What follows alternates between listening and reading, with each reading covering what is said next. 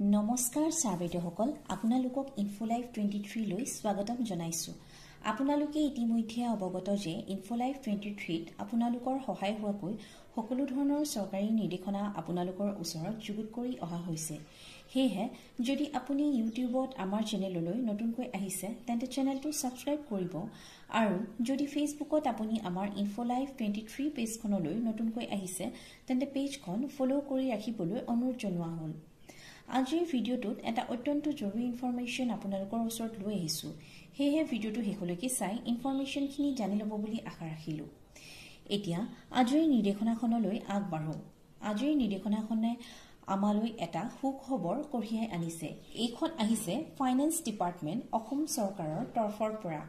ইয়াত লিখিছে office memorandum. ইয়াৰ সাবজেক্টটো হৈছে payment of DNS allowance, DNS relief to the serving state government employees, state government pensioners, family pension holders, extraordinary pension holders, compassionate family pension holders in revised rates effective from 1/1/2024 applicable for revised pay scale as per ASROP Rules 2017. The undersigned is directed to refer to Finance Department's OM White Number FEG 2498 2017-271 dated 28/11/2023 and to say that Governor of Assam is pleased to decide that the DNS allowance, DNS relief, DADR to the state government employees and the pensioners who are entitled to draw pay and pension as per ASROP Rules 2017 shall be admissible as per rate shown below.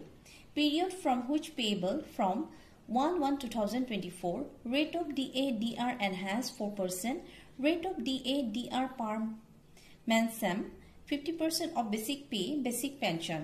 Note, the payment on account of DADR involving fractions of 50 paise and above may be rounded off to the next higher rupees and fraction of less than 50 paise may be ignored. 1.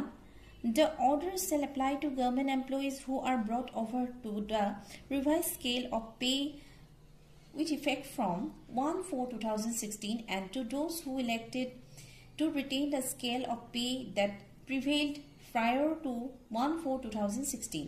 In case of the former, pay for the purpose of DA will be as defined in FR 9/21A1 including stagnation increment.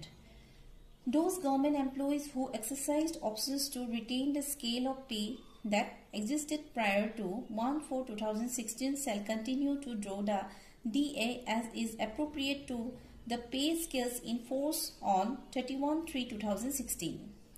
Number 2, the order shall also be applicable to work shares employees and to those paid from contingencies and holding post carrying identical pay scales as applicable to the employees of the regular establishments of corresponding categories.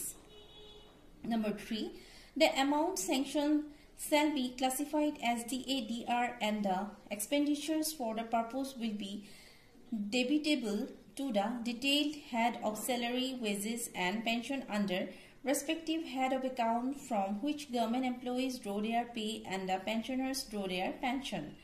Number 4, the enhanced rate of 50% DADR shall be paid along with monthly pay pension for the month of March 2024 in April 2024.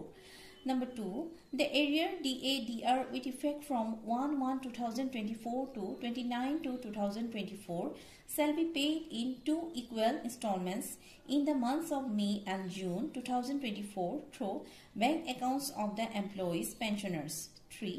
State government employees whose superannuation was due to the period with effect from January 2024 to February 2024 may be allowed enhanced rate 50% of DA while computing their relief and encashment benefit.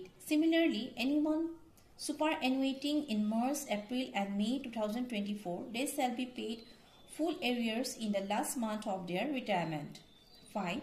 The treasuries and sub-treasuries in Assam authorized public sector banks are requested to arrange for the payment of DNS relief to the pensioners, family pension holders, extraordinary pension holders on the basis of this OM, signed by Malavika Chaudhary, Secretary to the Government of Assam Finance Department. এই নিৰ্দেশনাখনত সকলো অসম চৰকাৰৰ অন্তৰ্গত কৰ্মচাৰীৰ দৰমহাত 4% মৰুগীয়া বানজ বৃদ্ধিৰ কথা ঘোষণা কৰিছে।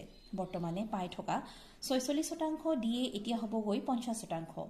এই ডিএ যোৱা 1 জানুৱাৰী 2024 পৰা পাব বুলিও ঘোষণা কৰিছে।